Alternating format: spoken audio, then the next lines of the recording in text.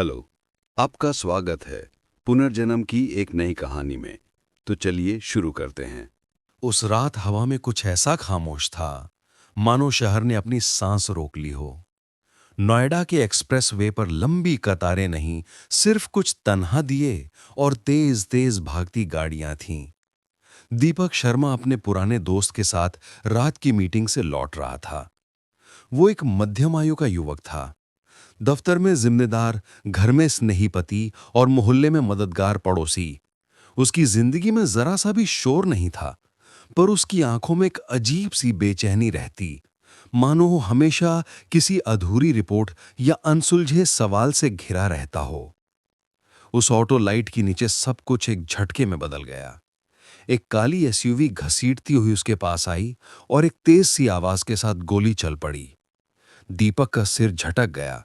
गाड़ी डिवाइडर से जाके टकराई और कुछ ही क्षणों में उसकी सांसें रुक गईं। उस घटना ने शहर में हलचल मचा दी। पुलिस ने महीनों तक छानबीन की, लेकिन कातिल तक पहुंचने वाला कोई निशान नहीं मिला। दीपक की विधवा आर्या, जो अकेली थी, हर रोज उसकी तस्वीरों को देखकर रोती। उन्होंने दीपक के घर की चीजें भी नहीं बदलीं। लैपटॉप उसी मेज पर पड़ा रहा जिस पर उसने आखिरी मार्केट रिपोर्ट छोड़ रखी थी। 3 महीने बाद राजस्थान के एक शांत कस्बे चित्तौड़गढ़ में विकास और रमा शर्मा के घर एक बच्चा जन्मा। बच्चा सामान्य था, रोता, सोता, खिलौनों के साथ खेलता, जैसे किसी भी नवजात का होता है। पर धीरे धीरे माँ बाप ने देखा कि इस बच्चे में कुछ अलग बात है।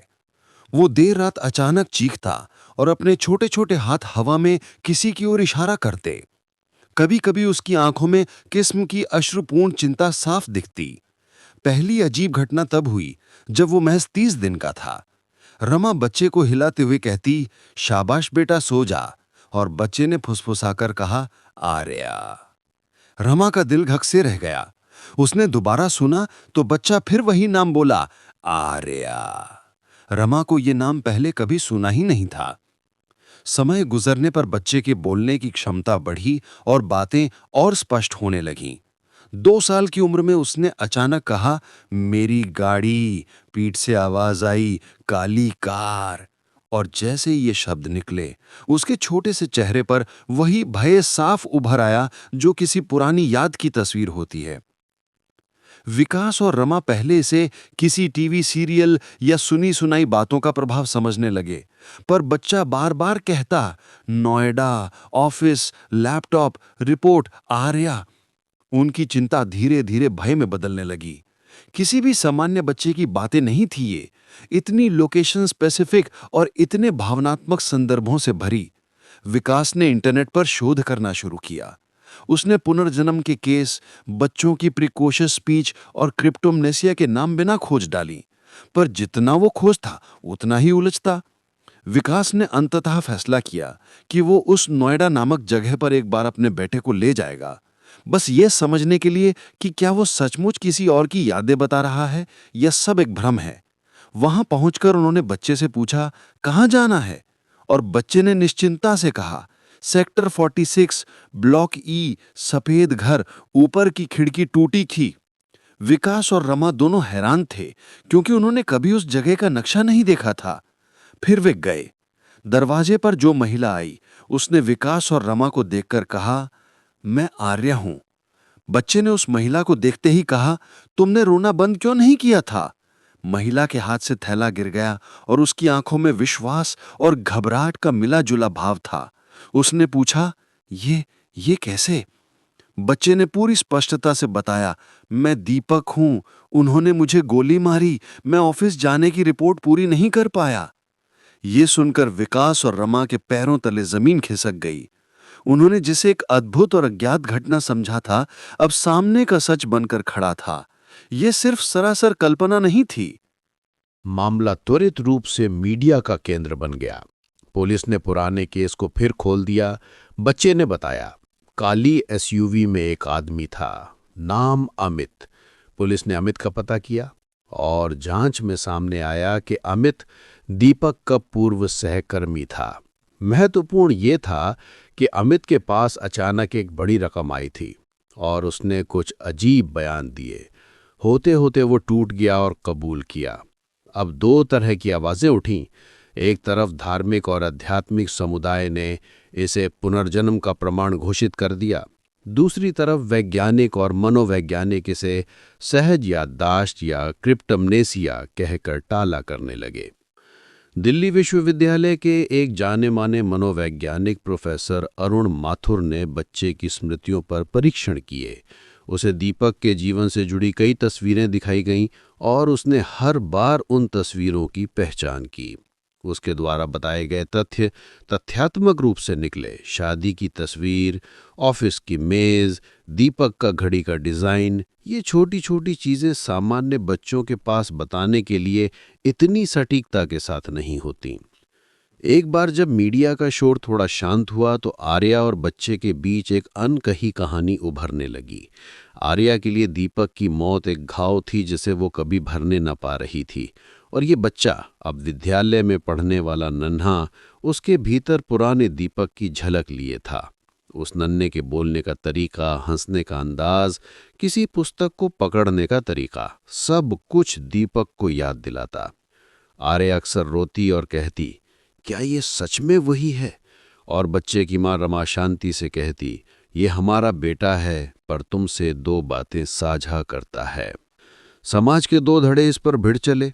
एक जहां इसे चमत्कार कहा गया, वहीं दूसरी ओर वैज्ञानिकों ने कहा कि ये समग्र संस्कृति, मीडिया और आसपास की बातचीत का परिणाम हो सकता है। किंतु लोगों की भावनाएं किसी सिद्धांत से जुदा होती हैं। जिन लोगों ने किसी प्रिय को खोया हो, उनके लिए ये कहानी आशा की किरण थी कि शायद मृत्यु अंतिम नहीं है। बच्चा बड़ा हुआ, उसके अंदर वही पुरानी यादें धीरे धीरे एक परछाई की तरह रह गईं। वो अपने स्कूल में सबसे शांत और गंभीर छात्र बन गया। जब भी कोई हिंसक घटना के बारे में पढ़ता, उसकी आंखों में एक अवर्णनीय गंभीरता दिखती, जैसे उसने वास्तव में वही अंधेरी रात देखी हो। उसने मनोविज्ञान पढ़ना चुना। वो समझना चाहता था कि उसकी स्मृतियां कैसे बनी और आत्मा और चेतना के बीच क्या संबंध हो सकता है।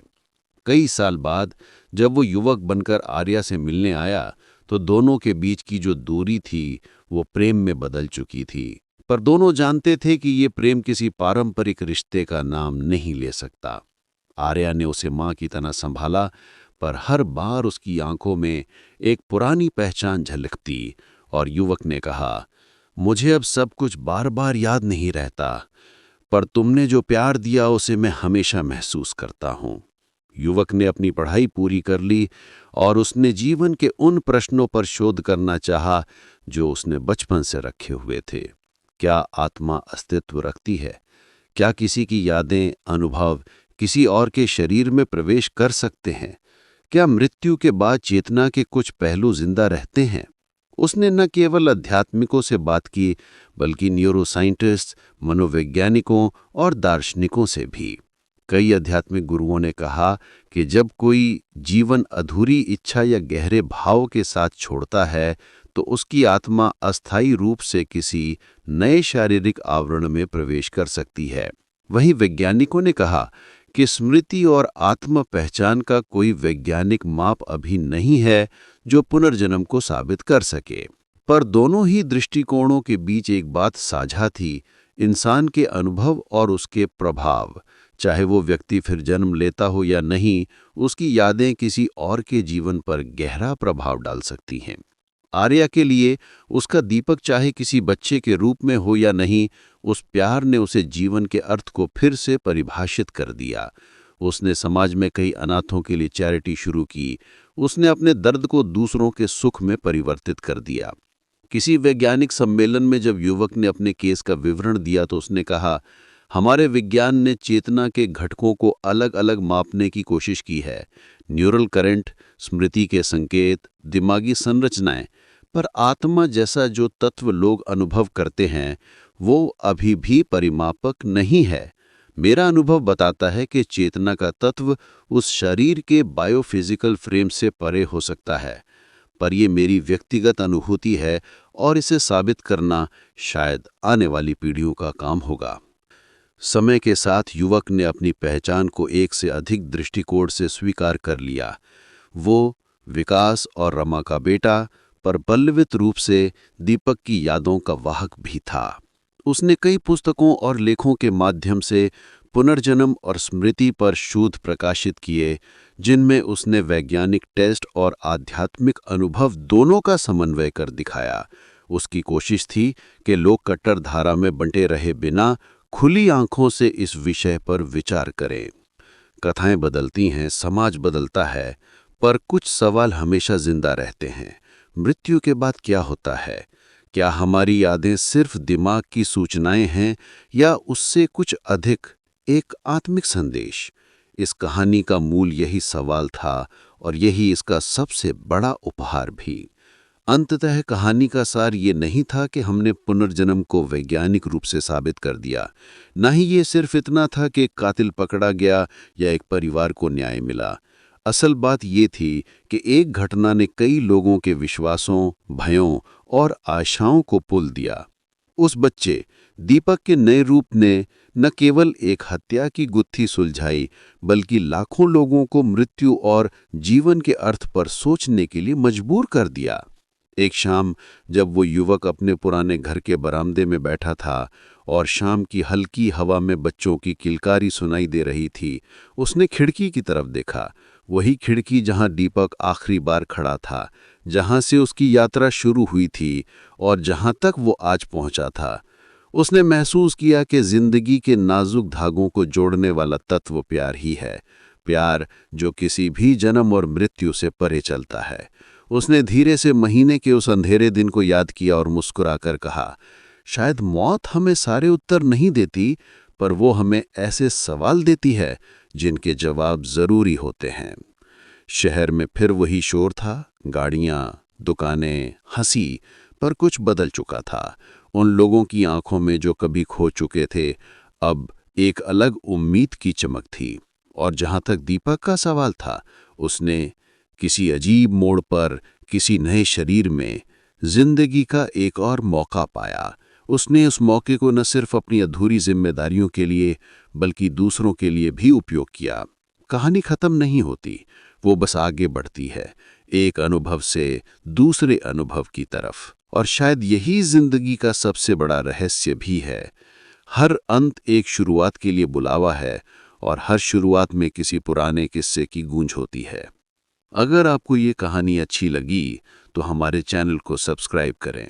तो मिलते हैं अगली कहानी में। धन्यवाद।